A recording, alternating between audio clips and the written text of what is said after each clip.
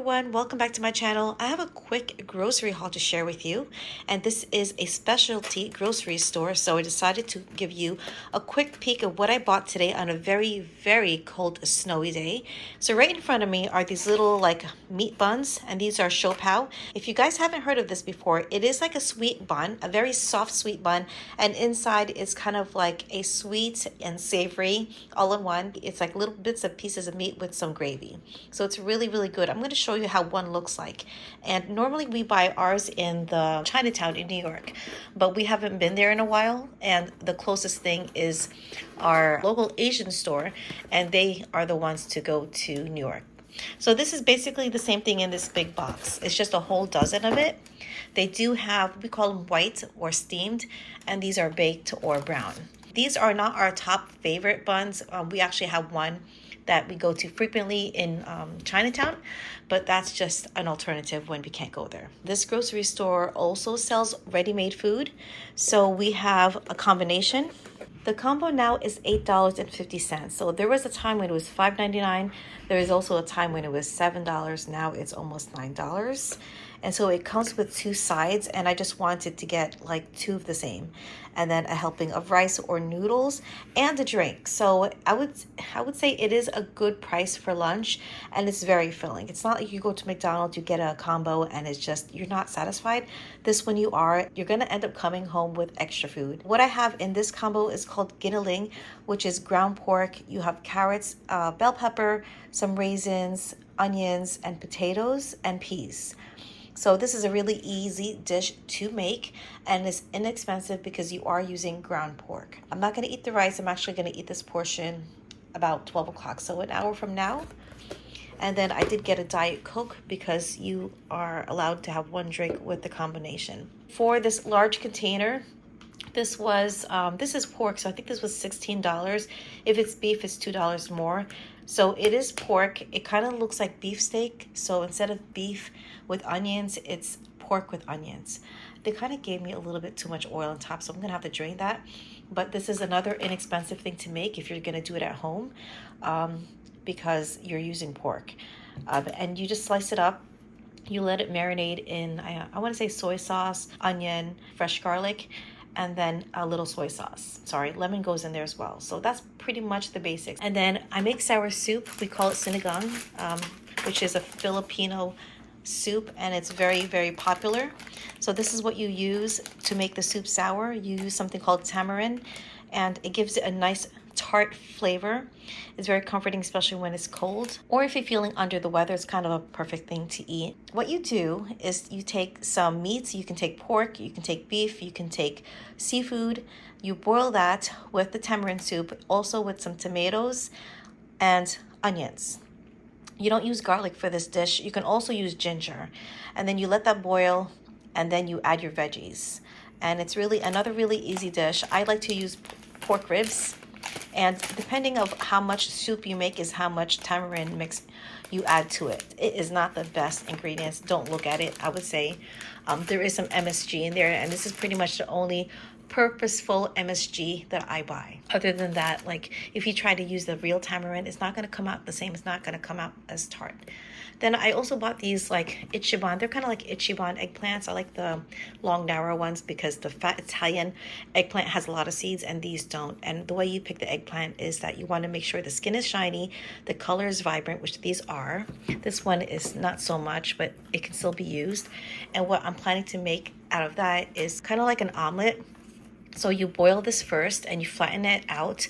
Some people like to put it on the stove and kind of like burn it, and it gives it like a nice charcoal like taste, and then you add egg. So there's a couple steps in here. My mom makes it better than I do, so I'm gonna ask her if she can make it. And then I decided to get also this short grain sweet rice, and what I'm planning to do with this is to make we call it arroz caldo, or I think my mom said arroz con caldo. So you take some chicken with bone, you boil that with a heavy amount of ginger with garlic and onions, and then you boil the sweet rice with it, with the chicken, and it comes out like a porridge. So it is expensive. This was $16.99. So not something that I get often, but you don't really need a whole lot of sweet rice. You can use regular short grain rice, which is an alternative and cheaper version. But I was there and decided I'm gonna give this a try. Or you can also mix the jasmine rice along with this. So this is not going to be too sticky. You can mix the both. I think I'll do that when I make my arroz con caldo. Now the siopao, I didn't tell you the price. This is a little pricey. This whole box was $20. So let's see, 2, 4, 6, 8, 10, 12, 14, 16. Yeah, so $2 each, she told me. And then she says, do you want to buy like 6 more in these little smaller packages? And it's somebody that I know. She's like co-owner of the restaurant that I went to. So I said, sure, I'll buy it. So I went and bought the rest of her supply. I decided to help her small business out and buy the rest of what she bought. All right, so I am going to share the price with you, and it is not cheap. The sweet rice is an alternative. Like, again, you don't have to buy this, but altogether this was $88. I do want to try to make my own siopao one of these days, but I doubt I'm going to get this to my favorite siopao, the one in Chinatown. I am going to try to make this eggplant with egg. I'm going to show you how to make this. This is really, really easy and filling as well. I have to say I was very disappointed with the siopao. First, it was hard to cut through, and as I pried it open, it was just full of air and hardly any meat, hardly any filling. So that was a siopao that I did not eat, and I just tossed it aside.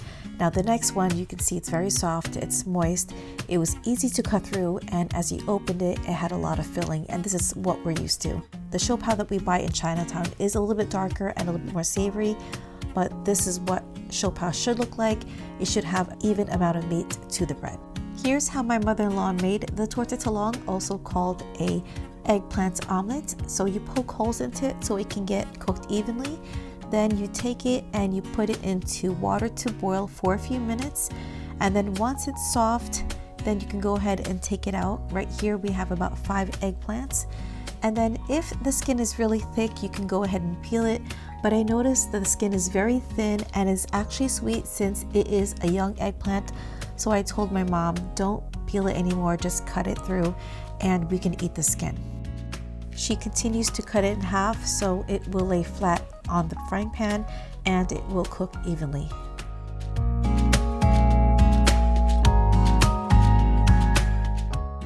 Add enough egg where you can actually dunk in the eggplant. We have about maybe 6 eggs in here. Then we added salt, garlic powder, and pepper.